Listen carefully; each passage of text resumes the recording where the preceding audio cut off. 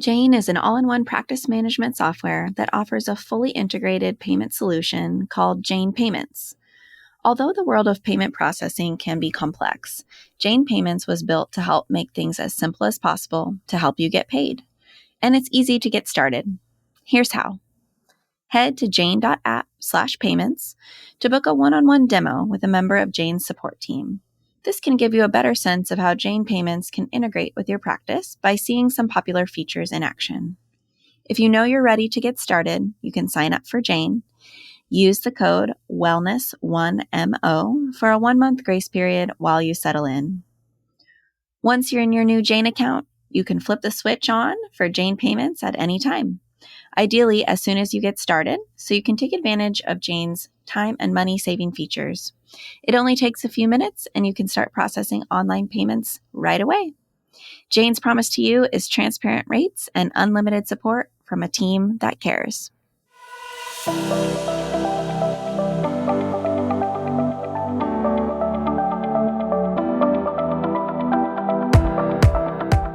As health and wellness providers, we know that better patient outcomes require a whole person, multidisciplinary approach that we just can't provide on our own. That's why I've started the Wellness Center Creators podcast.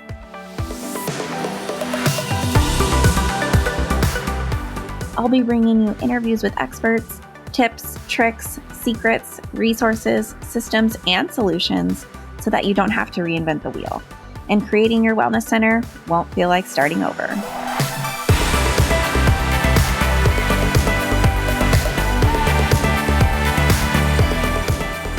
Good morning and welcome back to Wellness Center Creators, the podcast where we explore the world of wellness and health businesses. I'm your host, Kendall Hagenson, and today we have an incredible guest joining us, Eunicia Peret. Eunicia is an accomplished wealth strategist and business owner with over 15 years of experience in the financial services industry. Today's episode is all about taking control of your financial future and avoiding the pitfalls of cookie-cutter retirement plans. Did you know that 60 to 70% of your money is being left to chance? Well, Eunicia is here to show us how to eliminate this problem and become financially empowered. But what happens if you don't take the steps to secure your financial future? Eunicia will shed light on the consequences of not taking control and share some immediate steps you can take to have a sense of power over how you grow your wealth. One of the key aspects that we'll talk about today is the importance of a quarterback approach to finances. Eunicia believes that the client's financial team should work in unison to minimize financial leakage, and she'll explain why this collaboration is so crucial. Throughout the show, we'll explore why people don't often realize the potential they have to keep more of what they earn. And Eunicia will share her expertise on this matter.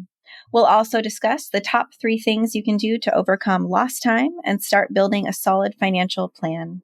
So without further ado, let's dive into this fascinating conversation with Eunicia Peret. Eunicia, welcome to Wellness Center Creators. Hey, Kendall, so good to be here. That was quite the intro. How many times can I say your name in the introduction? I know, right? Well, the introduction is based on how amazing you are, and I'm really excited to talk to you. So let's jump right in. I know money is always a hot topic for business owners, and especially in the healthcare industry, and retirement plans might not even be on people's radar. But let's start with this idea of a cookie cutter plan. And can you explain what that is and how it might be negatively impacting people's retirement? Absolutely. Kendall, when I think of cookie cutter plans, what jumps to mind, especially in the context of our conversation here today, are 2 different types of cookie cutter plans. The first and probably the worst of the cookie cutter plans is when individuals, they set some money aside towards their retirement plan, be it IRA, 401k, 403b, whatever that may look like. And on the other side, it may be individuals, or it may be cookie cutter plans where individuals are working with some sort of a financial team, or they are maybe brokering and doing their transactions, their investments on their own, following some sort of an approach that they might have found online, or, are following what somebody else has told them to do. Both of these are equally as dangerous, the first one is probably even more dangerous because individuals don't really have any kind of support to at least guide them towards, hey, do this or think about that. They just kind of follow what I call the herd mentality. And unfortunately, that oftentimes happens not because people are not intentioned to want to grow their wealth, but they don't really realize that just set it and forget it and using that methodology is not going to deliver us to where we want to get to when it comes to long-term, I hate to call it wealth because wealth is relative, but long-term financial success. Yeah. So you talk about this statistic of 60 to 70%, right, of leaving your money to chance. Can you talk a little more about that and how it's affecting, people's stability in their retirement?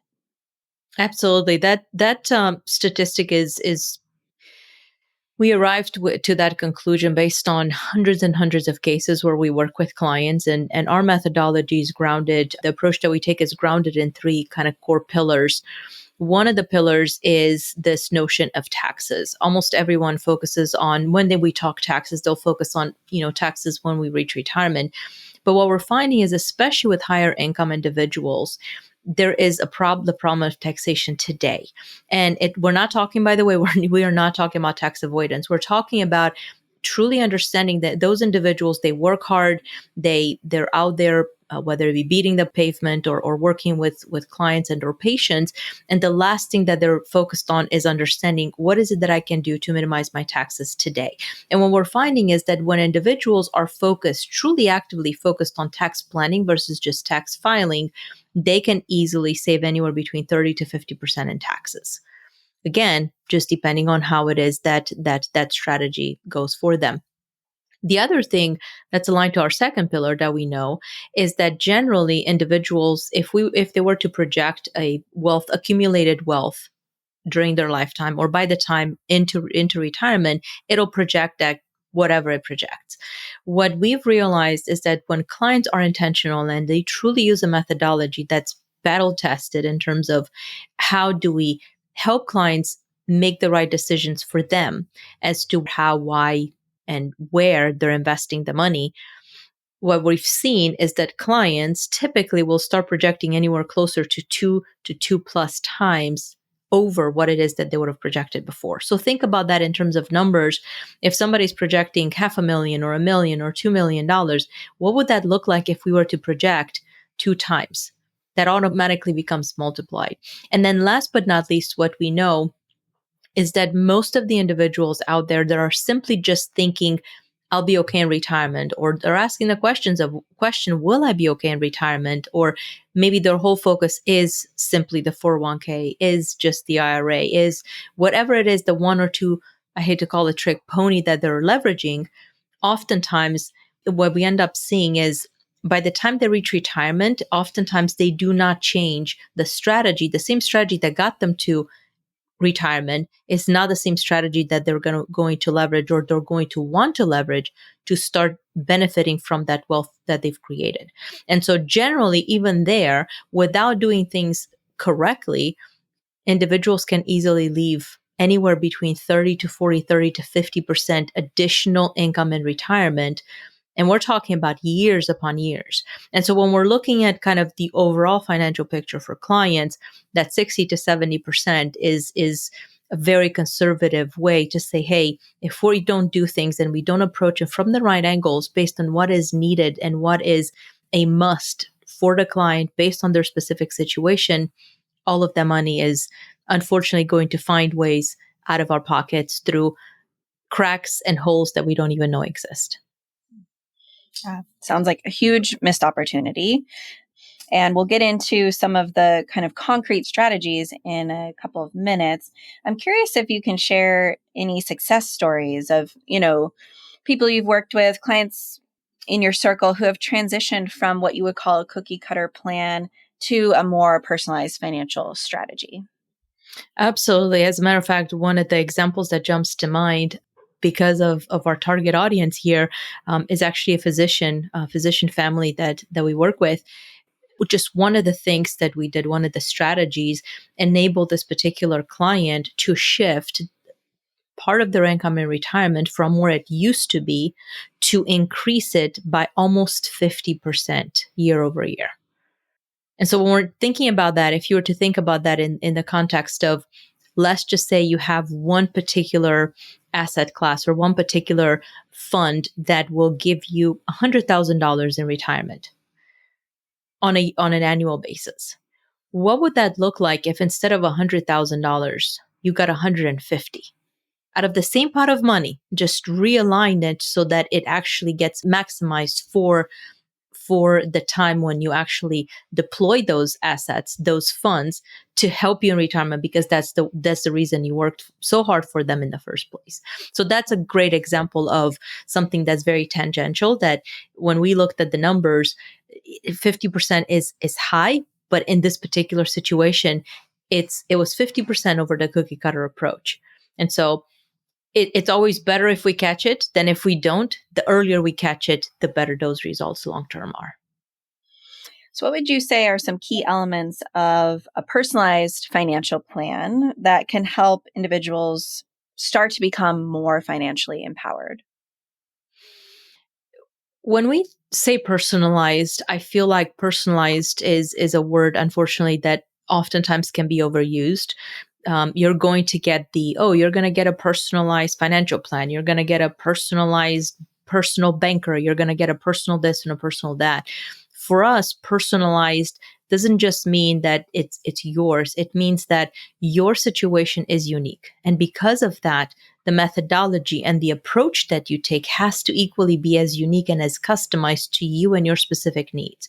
So if we were to think about this in more realistic terms, again, let's just say they are going to get a free financial plan, right? A customized or a personalized financial plan. You go to your personal banker and they tell you, hey, by the way, we can help you invest your money. We'll make this personal for you. You go in, they take some information. Poof, next thing you know, you have a proposal in front of you and you have to make a decision as to making some sort of a financial move. For us, what personalized means is that it truly becomes customized, like I said earlier, for the individual. There is no poof, cookie cutter, let's print out and you'll see a beautiful report. And the next question is, how does this sound to you? And then we regurgitate all of the reasons why this would fit some sort of a silver bullet approach. And the reason we don't do that is because our belief is that individuals, it's very hard for them to really understand what's happening with their money. They don't have that keen sense of, I got this. And because of that, in their minds, the next best thing is it's okay to just work with someone that will give them something that seems like it's personalized. For us, our philosophy is that we don't need them to do it on their own. But if they don't understand what their options are, how in the world are we ever going to customize it to their unique needs? So think of this from the standpoint of, you might have heard individuals that love real estate or love, alternative types of investments, or maybe just love the market, or maybe hate the market, but they don't know what to do. A personalized approach that, for example, sits on a market chassis, meaning most of what you're going to be talking about are investments, more of the traditional investments. It's personalized, okay, because there are inputs in there that will spit out that beautiful form that will propose something for you to do. But does that take into account the fact that maybe you really, really enjoy doing real estate, or maybe you want to get into alternative types of investments? It doesn't. And so the customized and the personalized are very different. And that's a misconception that oftentimes individuals just don't think about because they don't know that they have the option and the opportunity to understand the different solutions that are available to them. This is so valuable. And I think the healthcare field, right? A lot of us clinic owners start out as healthcare providers, and then we open a business and learn as we go, right?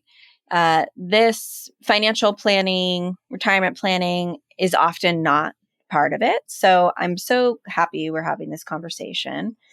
And you're big on collaboration within financial teams. So I kind of look at it, if we step back and look at it as a collaborative healthcare team, it's very similar. And why would you want your healthcare providers collaborating on your behalf? Well, because you can get better faster. Why would you want your financial team collaborating on your behalf? So that you can get to your goals faster. So how can individuals ensure that their financial team, let's say, okay, they're ready, get they're going to go get a financial team around them, right? How can they ensure that that team is really working together towards their personal goals? First of all, I commend you and commend everybody else out there that one day said, I'm going to open up a practice, because congratulations, you can and you should, but it's hard. Just like you said, it's really hard, because the last thing that you're focused on is, how am I going to be okay in retirement, right? We're thinking we're going to build a bit practice, maybe we'll sell it and we'll be fine. I put that in the category of, we're putting all of our eggs in one basket. And I can't tell you how many situations we've seen across medical providers, but also other industries as well, where folks put everything they had in that business bucket.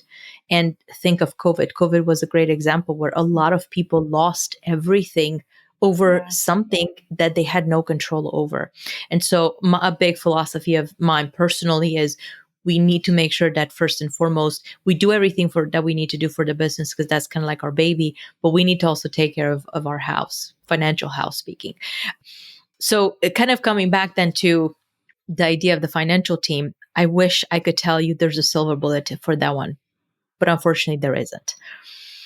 Which is the reason why, when we realized that it's such a problematic situation for individuals to not have the financial team working, we identified this need, and we operate under what I call the quarterback model, where we truly are the quarterbacks for our clients. Not everybody qualifies to work with us, and that's okay. We're not for everybody. But the people that we end up working with, one of the things that we found is that they'll have a lot of different types of investments. They'll have, in many cases, multiple businesses or multiple businesses across the household. And the question is, how in the world do we bring together the financial house, the accounting house, the tax house, the legal house? Because oftentimes, just to give you an example, even if we're talking about attorneys, every attorney that we talk to will have their own unique area of expertise. And oftentimes what we see is that clients, for example, they'll have a tax problem. This is a real case example.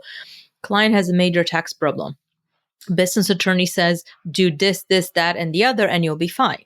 CPA says, absolutely not. If you do that, you're going to absolutely void this entity structure that was put into place to help you with taxes, which, yes, the entity structure, makes it a little bit more cumbersome, but that's why you have the team. The tax attorney comes back and says, oh, I don't know. I disagree with what both of you guys are saying. The CPA, he's oversimplifying things. The business attorney, he should be thinking about these other things. And so that's a perfect example that we just recently went through, and we see it all the time, where it took multiple meetings that happened behind the closed doors, without the client even there, with the business attorney, with the tax attorney, with the CPA, to say, okay, we got to get to a common denominator. I need you guys to think about all of these things based on what you all said, and we need to come up with a solution. And only when that was there, when those solutions were there, to be able to bring in the client and say, okay, dear client, we've got all these people on the phone. They're going to be presenting the options that they believe jointly from all these areas of expertise are going to work together for you. Guess what? It was not what the business attorney said. It was a combination of what the CPA and the tax attorney had said. And that's just one example. Most of the time, especially when we're dealing with physicians, what we hear all the time is, I asked my CPA to talk to my financial advisor, or I asked my financial advisor to talk to my CPA. And that was a request, like a one-time request, but that shouldn't even be a request. That should just be there. And so part of that quarterback approach that we have right now, for example, we have a client who is working with the CPA, and the only thing the CPA can do is tell the client that every single email that goes through is, oh, we can do that. It'll be an additional charge.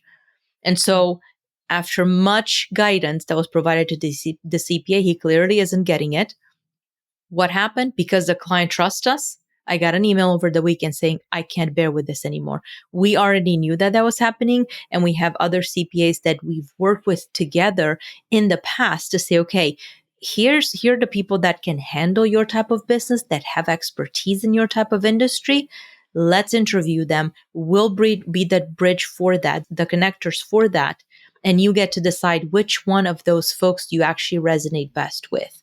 So this goes beyond just, who is it that should be on our financial team? But when problems arise, how do we deal with them? Because it takes us right back to, it has to be communicated. It has to be collaborated, because if it doesn't, it ends up costing us a ton of money. I love this so much. We need more of this everywhere, especially for healthcare businesses. And I think a lot of times, even as individuals, we don't really think that this could be an option. And I think people have this experience in healthcare too, before they find a place that actually collaborates on their behalf. They don't think it's an option for their healthcare team to talk to each other on their behalf. And so why would we think it's an option for a financial team to actually be in communication to support our best interests? So I'm a big fan of what you're doing, and I think this is so valuable. It's not part of the model, Kendall. That's the challenge that we're running into, right? In either industry, on the medical side or on the financial side. And I get goosebumps because we have a lot of family members that are physicians and experts in their individual fields of medicine. And what we know is that, and what I know, having grown up with a lot of doctor friends of my parents around us, is that there's nothing worse than a physician going in and saying, hey, this is my area of specialty, but I think this is what's wrong with you, versus saying, hey, this is my area of specialty. I know you. We've worked together for all these years. I think this might be a situation that we need to be looking into. Let's bring on such and such expert. Make it a referral. It's okay. Or bring in two, 3 different other opinions, so that the client can actually get a comprehensive view at their individual ailments and situations. It's the same thing with the financial side. People aren't incentivized. And on the financial side, I would say it's even worse, because folks are not incentivized financially to actually work together. Sometimes you bring in somebody else and they're going to be very threatened over the fact that, hey, the money's moving, and because of that, they're losing part of their commission or their fee base or however it is that they get paid. And so it incentivizes, I hate to call it, but the wrong behaviors at times. Yeah. And who ends up losing more on that? The client. Yeah. So let's say our listeners are tuning in and they're on board, right? But what do they do next? So what would you say are the top 3 things individuals can do to kind of make up for lost time, right? Now that we've had an epiphany, we need to start thinking about this. How can they start to catch up on their retirement savings? The first and foremost, and this is a soft one, if you have had that epiphany, is to take action. If you do not take action, here's what's going to happen. Another week, another month, another year will go by, and 2, 3, 4 years down the road, it'll be something along the lines of, I wish I would have. Because if at that point in time you end up working with the right team and you end up looking at how much that lost time has cost you, it will just make it worse. The other thing on the plus side of that is, we've all made mistakes. We all got really busy going through education, building businesses, working and building our careers.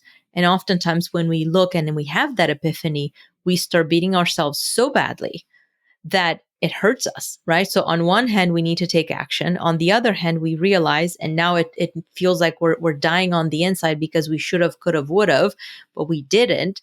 And so it puts us, whether the notion puts us or we put ourselves in the corner of shame, we're there and we're not making it better for ourselves. So what I tell folks is, give yourself permission and just don't look back at your situation with regret. Look forward towards the future, knowing that you have opportunities that maybe you didn't know. It's always better late than never. And chances are the same things that we talked about, if you didn't hear about them before, that's okay. Guess what? Look at the fact that here on the Wellness Creators podcast, you heard about it, and it's an opportunity for you to do something. And then the other thing that I would say is, oftentimes individuals will say, I have a him or I have a her. And my guidance to them is don't ever put all of your trust in a him or a her, regardless how good these individuals are. At the end of the day, it's your money, it's your wealth, it's what you worked to acquire, accumulate so hard. It's okay to have relationships and to trust that they're doing the right thing for you, but you should never just trust that somebody's going to do it in the same way that will resonate with you. Because whether it's risk, whether it's type of asset, whether it is whatever the consideration is, if it's not in alignment to who you are, someday you will get to live with the regrets, and there's nothing worse. So don't distrust that you have someone. Think about how can we get that team of experts talking. And for those that are listening and are serious, they can always book a call with us and we can listen to where they're at, what questions they have, and direct them on the right path. Eunicia, this has been an absolute pleasure. Let's tell the listeners how they can find you. And then you also have a giveaway for everyone who's tuning in. Absolutely. So they can find us on social media. It's generally pretty easy. You'll see my name posted, Eunicia Peret.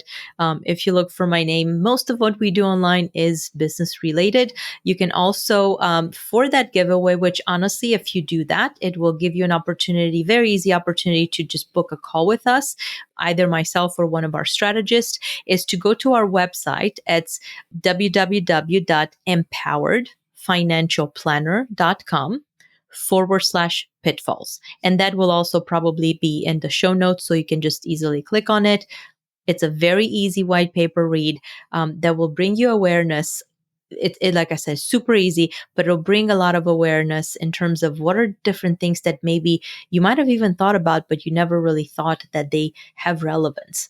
And once you realize how much relevance they could have, it'll just make that future journey for you that much more enjoyable. Eunicia, thank you so much for being here. It was my pleasure, Kendall.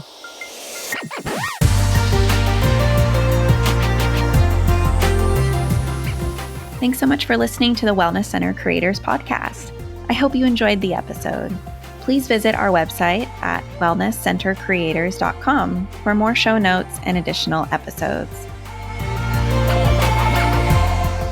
Plus, if you do have time, please subscribe to the podcast and please consider rating and reviewing the show.